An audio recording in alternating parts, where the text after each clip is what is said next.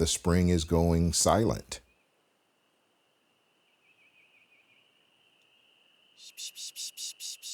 It feels like the light going out.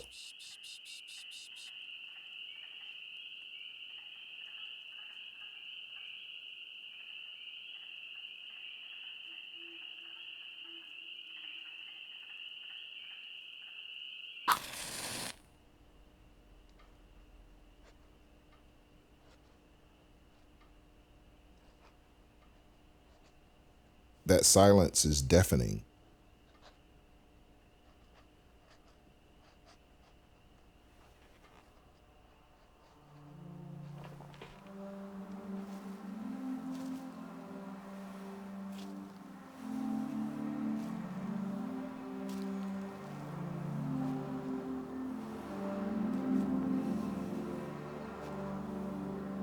You don't miss the water until the well runs dry.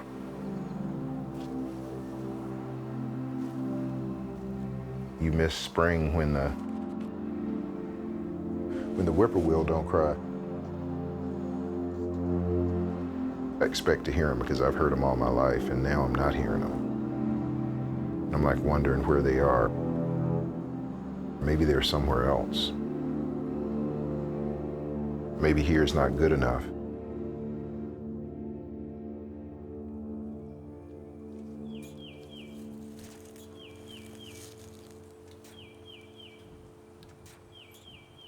I remember after my father died, I was only 15.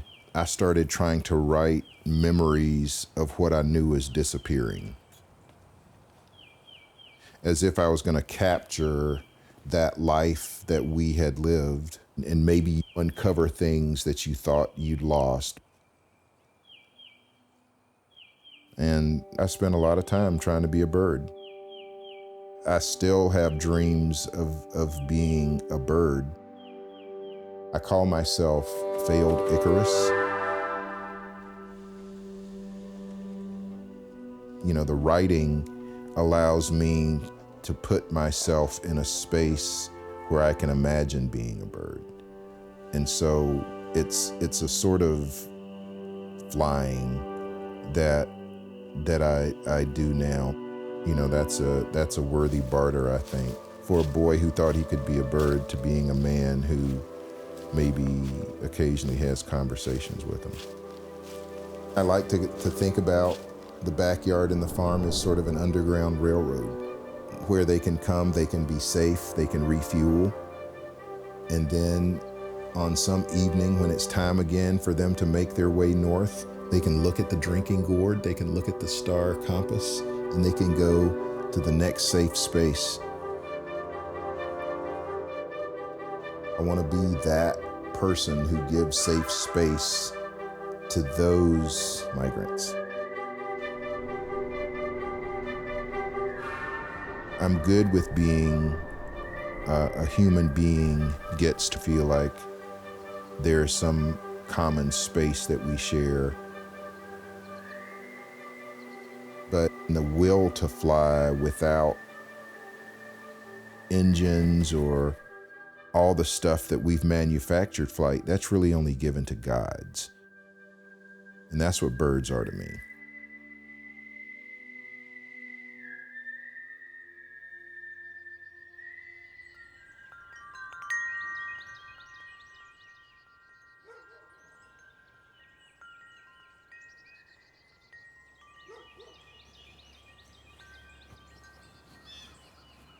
Hey, Blue Jay. Blue Jays.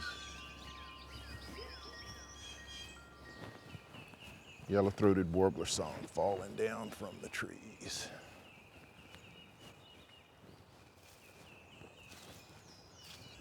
Red-shouldered hawk. Early off the roost.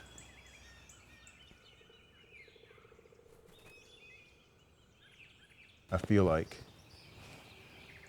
you know, at some point that birds are sharing themselves with me intentionally. When I feel like that, you know, it's just this gratitude.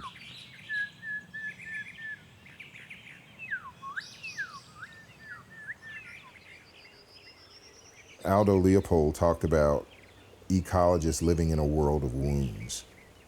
And I think that's true.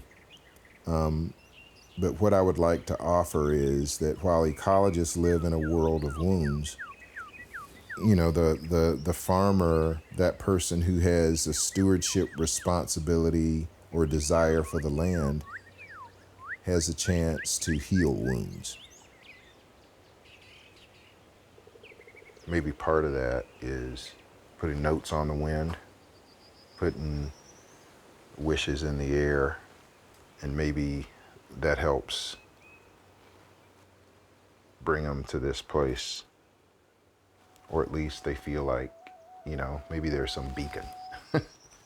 it's going up from places where people wish birds well, and they know that, and then they can find respite, refuge, whatever, to continue the journey.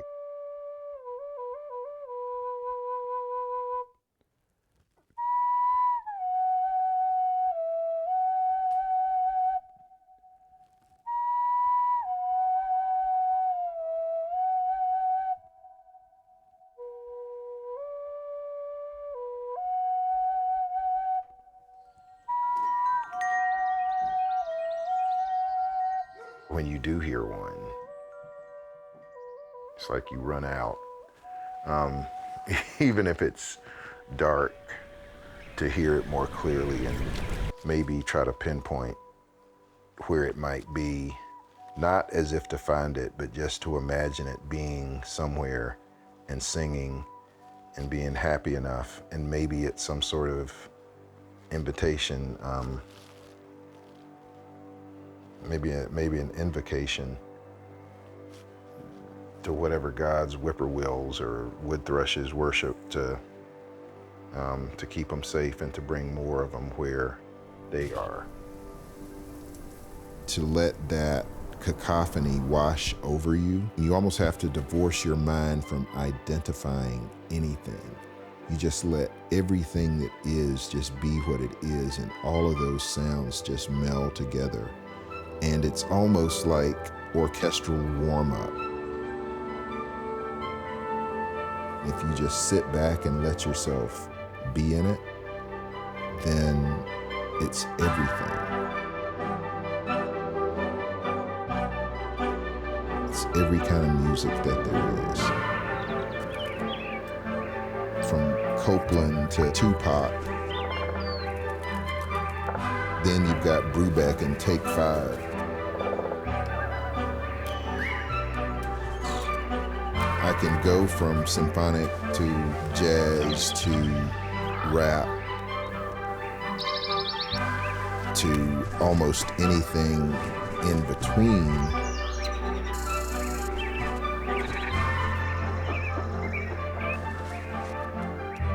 My ornithologist peers are not going to accept my sort of anthropomorphization of birds, of giving them human qualities.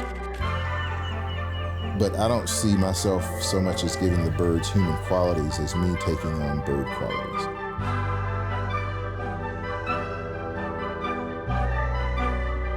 They're ultimately wild hope for me.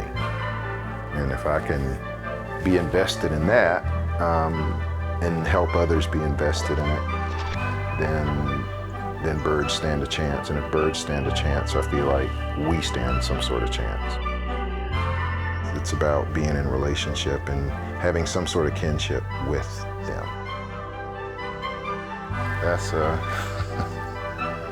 That is celebration.